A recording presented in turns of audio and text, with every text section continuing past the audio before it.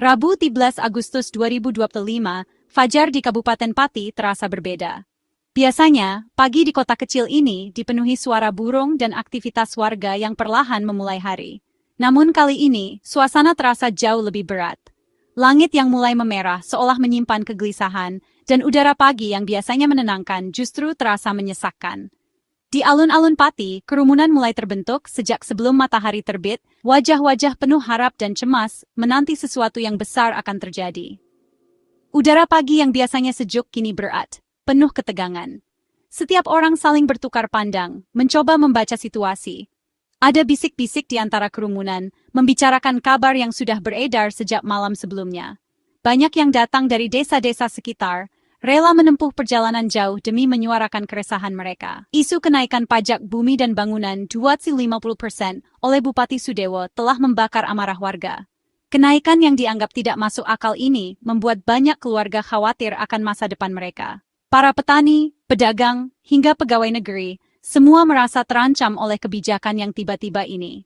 Spanduk dan poster bertuliskan protes diangkat tinggi-tinggi, suara-suara lantang mulai terdengar, menuntut keadilan dan penjelasan. Meski Sudewo meminta maaf dan merevisi kebijakan, kepercayaan sudah terlanjur retak. Permintaan maaf yang disampaikan di depan publik dianggap terlambat dan tidak tulus. Banyak warga merasa dikhianati oleh pemimpin yang dulu mereka pilih dengan harapan besar. Rasa kecewa berubah menjadi ketidakpercayaan, dan ketidakpercayaan itu kini menyatu dalam gelombang protes yang semakin membesar. Ini bukan sekadar soal pajak, tapi soal pemimpin yang dianggap tak lagi berpihak pada rakyat. Diskusi-diskusi kecil di antara massa berubah menjadi perdebatan sengit tentang kepemimpinan dan keadilan. Banyak yang merasa suara mereka selama ini diabaikan, dan hari ini mereka ingin didengar. Poster-poster dengan gambar Bupati Sudewo yang dicoret menjadi simbol kekecewaan mendalam.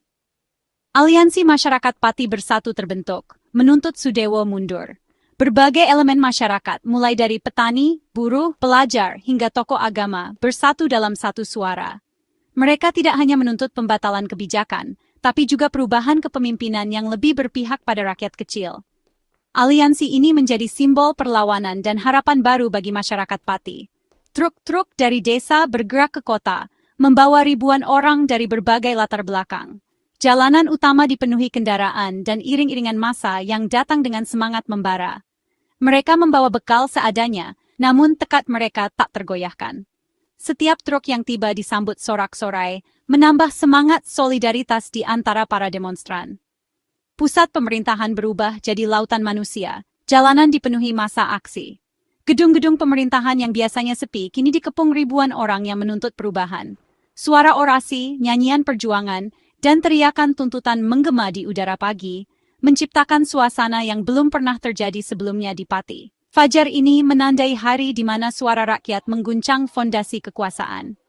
Di bawah cahaya matahari yang baru terbit, tekad dan harapan menyatu dalam satu gerakan besar.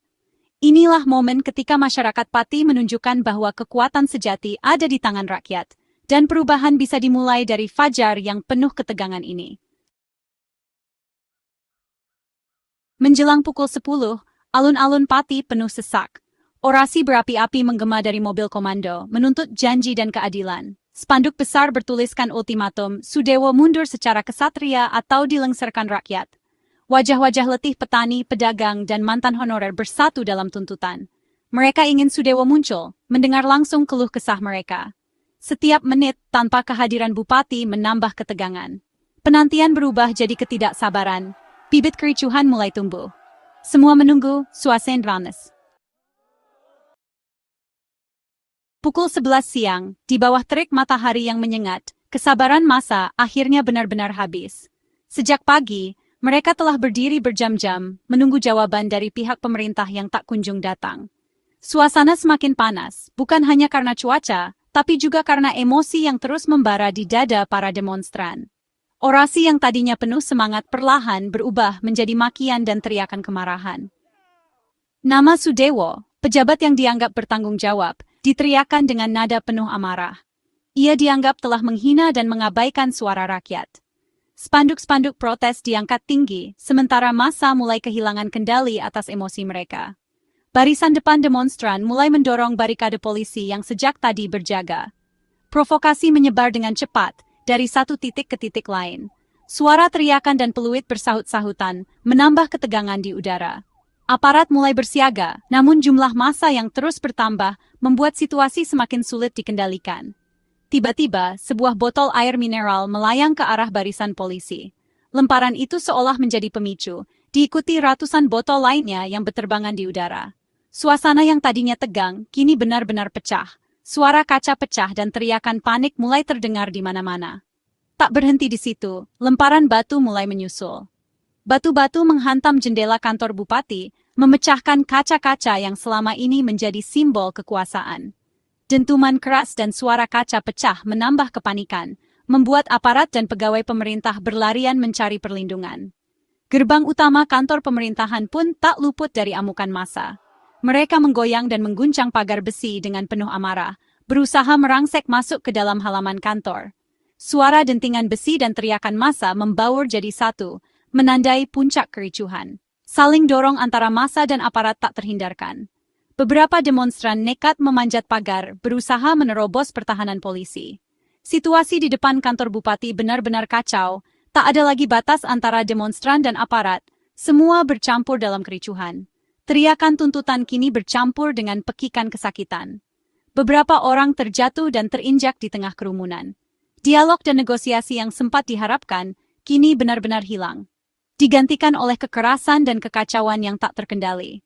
Kantor bupati kini dikepung dan menjadi sasaran amuk massa yang merasa dikhianati. Fasilitas kantor dirusak, simbol-simbol pemerintahan dihancurkan.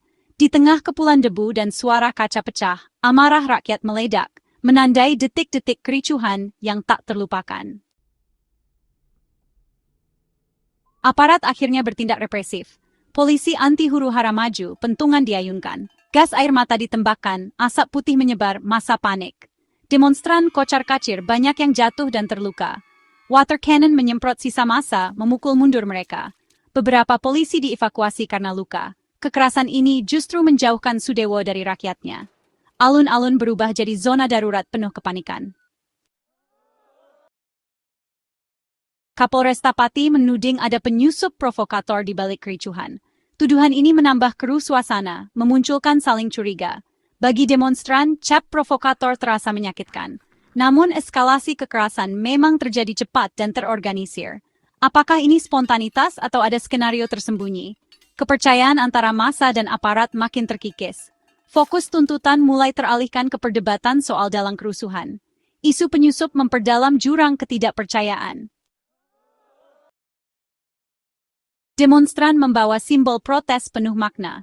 Keranda mayat bertuliskan matinya hati nurani penguasa diusung di barisan depan. Truk-truk besar diparkir melintang, jadi barikade rakyat. Spanduk dan poster menuntut Sudewo mundur, usut korupsi dan hak mantan honorer. Simbol-simbol ini membangun narasi krisis kepemimpinan. Keranda, truk, dan spanduk jadi suara kolektif rakyat. Protes ini bukan sekadar soal pajak, tapi Mosi tidak percaya. Setiap simbol berteriak menuntut perubahan. Kericuhan yang terjadi di jantung kota Pati meninggalkan luka mendalam, tidak hanya secara fisik tetapi juga secara emosional bagi warga. Suasana yang awalnya damai berubah menjadi mencekam dalam hitungan menit. Teriakan, suara sirene, dan dentuman keras memenuhi udara, membuat siapapun yang berada di sekitar lokasi merasa was-was dan takut. Kantor bupati yang menjadi simbol pemerintahan kini rusak parah. Kaca-kaca pecah berserakan di lantai, pagar besi penyok akibat dorongan massa, dan taman yang biasanya asri kini hancur tak berbentuk. Kerusakan ini menjadi saksi bisu betapa besarnya amarah yang meledak hari itu. Di tengah kekacauan, petugas medis berjuang mengevakuasi korban luka. Baik aparat maupun demonstran, banyak yang tergeletak di jalan, mengalami luka-luka akibat bentrokan. Ambulans mondar-mandir berusaha menembus kerumunan untuk membawa korban ke rumah sakit terdekat. Suasana duka menyelimuti lokasi kerusuhan. Tangisan dan ratapan terdengar di antara kerumunan, menambah berat beban psikologis warga. Kabar korban tewas pun beredar, membuat suasana semakin suram dan penuh kecemasan. Di tengah kekacauan, mobil polisi dan kendaraan provos dibakar massa. Asap hitam pekat membubung tinggi, menutupi langit Pati dan menandai puncak kemarahan yang tak terbendung. Ban dan tumpukan sampah dibakar di tengah jalan, menambah kepanikan dan membuat lalu lintas lumpuh total. Jalanan yang biasanya ramai kini dipenuhi asap dan suara klakson kendaraan yang terjebak. Toko-toko dan kantor-kantor terpaksa menutup pintu. Warga memilih berdiam di rumah, mengunci pintu rapat-rapat, dan mengintip dari balik jendela, khawatir akan keselamatan diri dan keluarga. Trauma dan ketakutan menyelimuti setiap sudut kota. Banyak warga, terutama anak-anak dan lansia, mengalami syok dan ketakutan mendalam akibat kerusuhan yang terjadi begitu cepat dan brutal. Kota Pati yang selama ini dikenal damai, kini berubah drastis menjadi arena pertikaian. Bekas-bekas kerusuhan masih terlihat jelas, meninggalkan luka yang tak mudah hilang dari ingatan warga. Meski dipukul mundur, ribuan demonstran masih bertahan. Mereka menuntut Sudewo keluar, menolak pulang tanpa hasil. Polisi menjaga ketat, berusaha mencegah eskalasi. Isu Bupati tak di tempat dibantah, tapi janji dialog disambut skeptis. Penantian di bawah terik matahari terasa makin panjang. Polisi lakukan penyekatan di perbatasan, antisipasi masa tambahan. Setiap menit berlalu seperti jam, harapan tetap sama. Sudewo harus menemui rakyat. Kota tetap tegang, penantian belum usai. Rabu Kelabu di Pati jadi pelajaran mahal tentang pentingnya dialog. Kericuhan adalah puncak kekecewaan akibat komunikasi yang tersumbat. Jika sejak awal ada ruang dialog, mungkin kepercayaan tak terkoyak. Keengganan Sudewo muncul hanya memperlebar jarak dengan rakyat.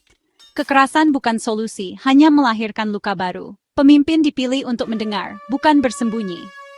Tragedi ini pengingat kursi jabatan adalah amanah, bukan singgasana. Demokrasi sehat lahir dari pintu dialog yang selalu terbuka.